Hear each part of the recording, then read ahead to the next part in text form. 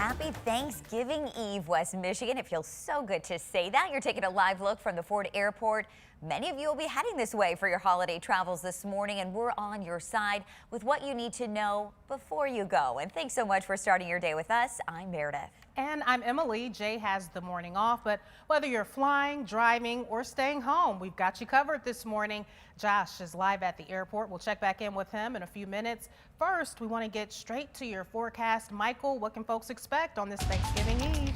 Well, guys, we are waking up to some windy conditions across West Michigan, but beyond that, the forecast pretty cooperative for travel this morning. Take a look at the current weather conditions out there. There is nothing on the radar. No rain, no snow expected today. Roads are nice and dry this morning. 35 your temperature, wind chill of 28 degrees this morning in Grand Rapids. Radar showing a little bit of snow spinning as you head over to Detroit and over to the Thumb, but really that's going to be about it. The cloud cover out to the west will bring us some rain as we head into the Thanksgiving holiday itself. So your local travel tomorrow, bring an umbrella. But if you're heading out today, you're looking pretty good. No major weather systems across the country impacting travel this morning. The airport delays are still looking a-okay, at least for now. Now, speaking of delays, we're going to toss it over to Dave to see if you can expect any on your commute.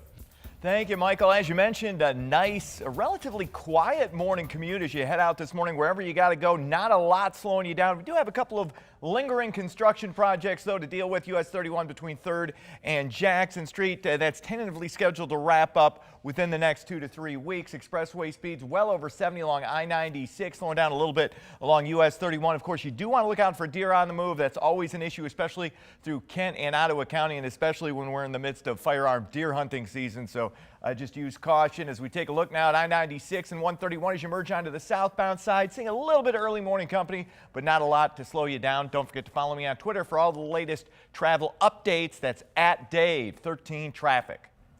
Dave, thank you so much. Let's head out to the airport now, where many are expected to travel for Thanksgiving. Josh, I know you're already seeing some crowds out at the airport. How are things this morning?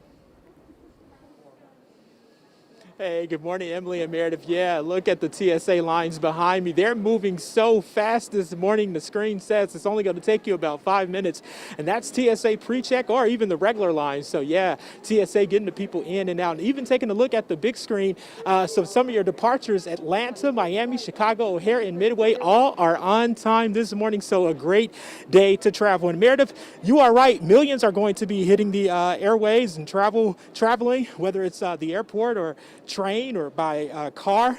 Of 53.4 million people are expected to travel. That's up 13% from 2000's COVID-19 holidays. And those numbers bring travel volumes within 5% of pre-pandemic levels of 2019. And with air travel almost completely bouncing back from its fall during the pandemic, increasing 80% over last year. Now here at the Ford Airport, they're expecting roughly 33 to 34,000 people to travel in and out of the airport over the next few days, which is, as mentioned, pre-pandemic levels. Also, this holiday season, people can finally travel to international destinations to see family that they haven't seen in over 19 months. And airport officials here at Ford Airport said travelers should know the rules before they leave the U.S. Take a listen. It's really important that U.S. citizens understand as well that there is not a vaccination requirement for you to re-enter the United States. However, there does remain a requirement to get a negative COVID test before re-entry. Importantly, that COVID test and that timeline when you have to get it done does depend on your vaccination status. Now, Clark said if you are vaccinated, that test needs to be done within 72 hours of your departure back to the U.S. But if you are unvaccinated, that COVID test must be done within 24 hours of your departure back to the States. So you want to be mindful of that. Now, quickly back here at the airport again, the lines are pretty small this morning, expecting that it's a Wednesday. You know, I thought it would be a little bit more crowded than that, but again, everything is looking good here at the Ford Airport. And as far as that international travel information, we have that on our website, 13onyourside.com. As for now, reporting live here at the Ford Airport, Joshua Benson, 13 on your side.